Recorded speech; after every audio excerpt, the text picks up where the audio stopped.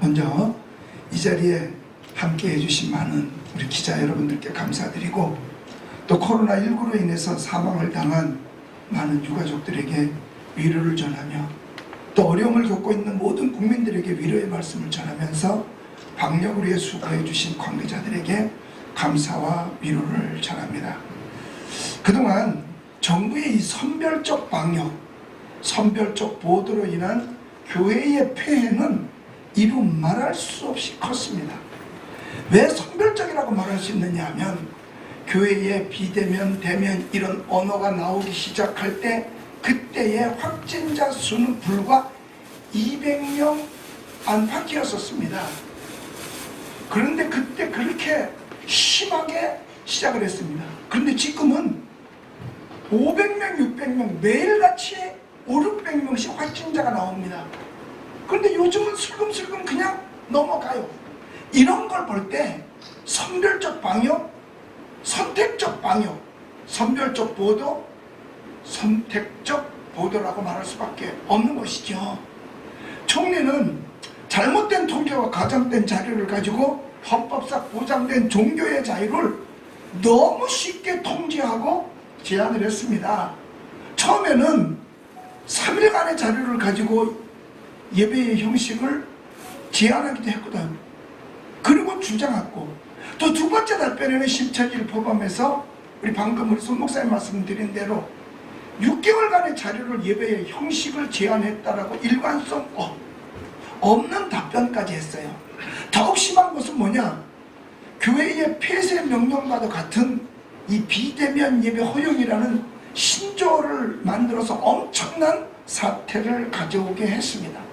아직 우리 대한민국 공산주의 아니에요. 공산주의가 아닌데 비대면 예배는 누가 허락을 해서 하는 게 아니지 않습니까? 허락 없이도 할 수 있는 거예요. 그런데 큰 선심이나 쓴 것 같은 말장난에 지나치지 않는 그 담화에 분개하지 않을 수 없었습니다. 저희 교회도 매주일마다 새벽에도 서슬퍼런 공무원들이 나와서 감시하고 조사하고 불안한 상황에서 예배를 드려야 했던 일은 솔직히 생각조차 하기 싫어요. 바로 그런 것이 다른 어떤 단체나 집단도 하지 않은 선별적 감시, 거기에 따른 선별적 언론의 보도가 우리 기독교를 혐오 집단 고위험군으로 만들기도 하였습니다. 그러니까 다른 데는 아무 데도 감시를 하는 데가 없어요. 인원 체크도 하지 않아요. 그런데 이렇게 교회만 한 그 자체가 바로 선별적 감시 아닙니까? 그리고 기독교의 본래 목적인 영혼 구원과 더불어서 힘들어하는 이웃을 섬길 수 있는 기회마저도 할 수 없도록 만들어버렸어요. 이것에 대한 책임은 전적으로 정세균 전 총리와 담당 공무원들이 책임져야 할 것입니다. 나중에 정말 이것이 정권이 바뀌고 제대로 감사가 되어서 이것에 대한 징벌은 반드시 있어야 될 것입니다. 우리 여자연의 끈질긴 치료로 지난 2월 1일 정부의 그 코로나 관련 기관의 공식 발표인 대면 예배를 통한 감염자는 거의 없었다는 사실을 알려주었어요. 그건 역시 선별적 선택적 보도로 인한 언론이 크게 다루지 않았습니다. 그러니까 국민들은 그 사실을 몰라요.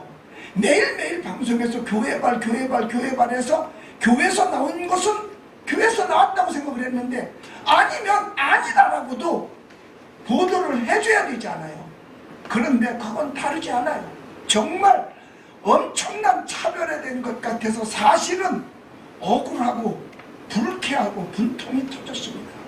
저희 교회도 확진자 한 명도 없어도 MBC 이런 데서 뉴스로 내보냈으니까요.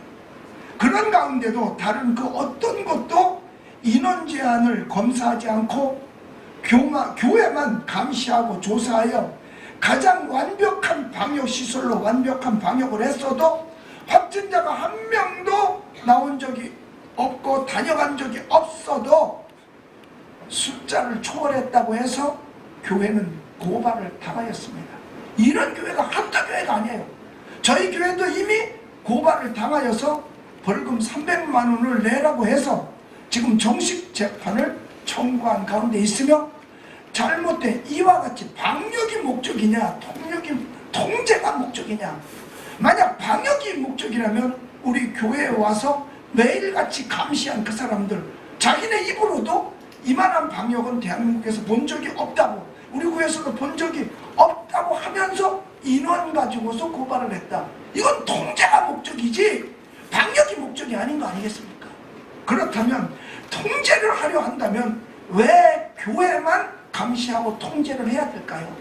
이것이 바로 잘못된 선별적 통제 방식이 아닌가.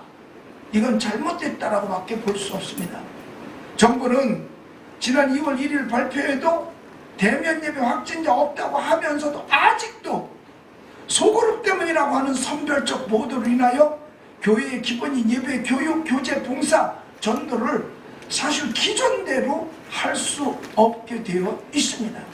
또 이렇게 강압적으로 하고 심지어는 모인 사람들에게까지도 벌금을 문다고 하니까 교인들 자체마저도 사실은 주눅 들을 수밖에 없는 겁니다.